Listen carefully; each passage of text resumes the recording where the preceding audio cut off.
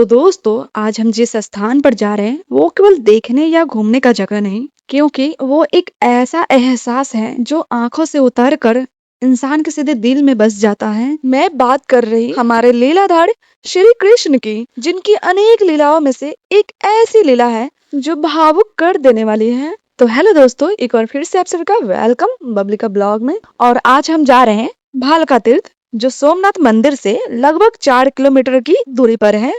तो हमने थोड़ा यहाँ मोल भाव करने के पश्चात 500 में पर्सनल ऑटो करके हम आ चुके हैं भालका तीर्थ।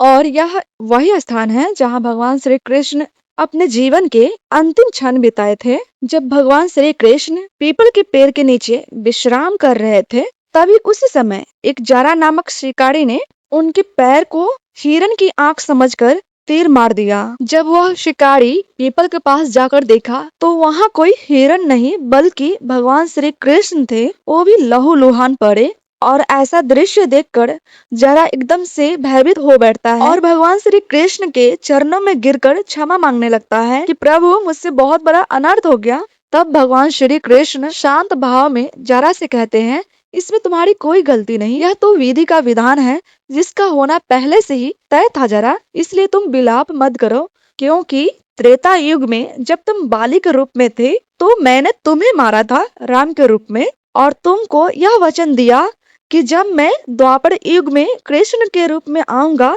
तब मेरी मृत्यु तुम्हारे ही हाथ से होगी।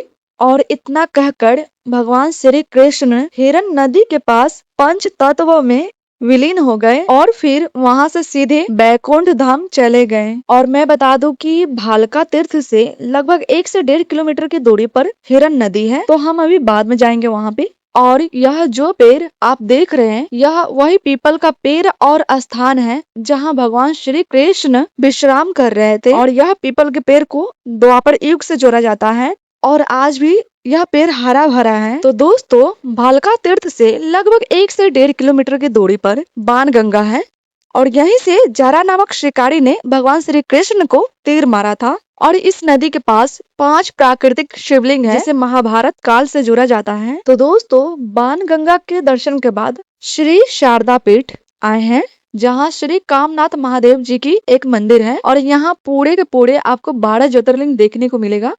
और हमने पूरे 12 ज्योतिर्लिंग को एक साथ अभिषेक किया। और इसी मंदिर के अंदर एक गुफा है जहाँ आदि शंकराचार्य जी का पवित्र स्थान है। और मैं बता दूं कि आदि शंकराचार्य जी ने पूरे भारत को सनातन धर्म के एक सूत्र में जोड़ने के लिए उन्होंने मठ स्थापित किए, बद्रीनाथ, रामेश्वरम, जगन्नाथपुरी और द्वारका, जो चारों मिलकर भारत के 4 धाम कहलाते हैं।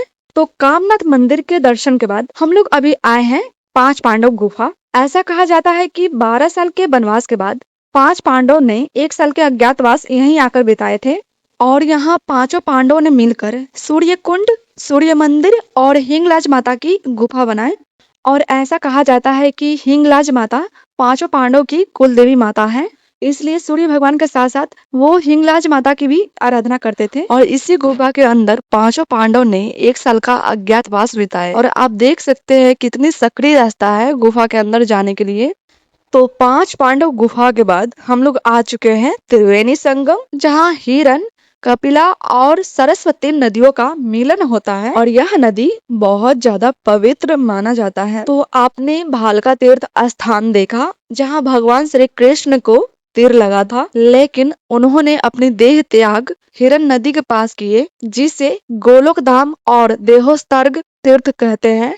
तो सबसे पहले हम आ चुके हैं गीता मंदिर में, जहाँ भगवान श्री कृष्ण की प्रतिमा बनी हुई है और चारों ओर गीता के श्लोक लिखे गए हैं। और यह है बलदेव जी की मंदिर या गुफा भी कह सकते हैं, जहाँ उन्होंने अपनी देह त्याग कर सीधे बैकुंठ धाम चले गए। और गोलोक धाम के अंदर ही लक्ष्मी नारायण की मंदिर है, जहाँ माँ लक्ष्मी और नारायण की प्रतिमा बनी हुई है। और अब हम उस स्थान पर जा रहे हैं जहाँ भगवान श्री कृष्ण अपनी अंतिम लीला समाप्त की। और इसी स्थान पर भगवान श्री कृष्ण पंच तत्वों में विलीन होकर सीधे वैकुंठ धाम चले गए और इस स्थान पर भगवान श्री कृष्ण की चरण पादुका है। और मैं बता दूं, इस स्थान को गोलोक धाम के साथ साथ देहोस्वर्ग तीर्थ भी कहा जाता है। तो स्पिरिचुअल प्लेस एक्सप्लोर करने के बाद हम लोग आ चुके हैं बीच पे सनसेट के समय। तो यहाँ पर थोड़ा समय बिताने के बाद हम लोग जा रहे हैं सोमनाथ मंदिर, जहाँ हम लोग लेजर लाइट शो देखने वाले हैं। मैं पहले ही बता चुकी हूँ, फोन अलाउड नहीं है मंदिर के अंदर, तो हम नहीं दिखा सकते। लेकिन आप लोग जब भी आए तो सोमनाथ मंदिर के लेजर लाइट शो जरूर देखें। तो चलिए दोस्तों, आज के लिए ब्लॉग इतना ही। तो चलिए फिर मिलते हैं नेक्स्ट ब्लॉग में। और हाँ, हमसे कोई कमी गलती हो गई हो तो प्लीज कमेंट में जरूर बताइएगा, ताकि मैं आगे से ध्यान रखूं। और यदि पसंद आया हो तो please please please like share और सब्सक्राइब जरूर कीजिएगा, क्योंकि मैं हर बार कहती हूँ आपका लाइक शेयर और सब्सक्राइब मेरे लिए मोटिवेशन का काम करता है। तो प्लीज आप अपना मोटिवेशन हम पर बनाए रखिए। और हाँ, ऑटो चालक भैया काफी ज्यादा अच्छे हैं, जो हमें घुमाने के साथ साथ यहाँ के सभी प्रमुख स्थानों के बारे में बताने के कष्ट किए। तो इनका बहुत बहुत बहुत धन्यवाद। तो चलिए फिर मिलते हैं नेक्स्ट ब्लॉग में। हर हर महादेव, हरे कृष्णा, धन्यवाद।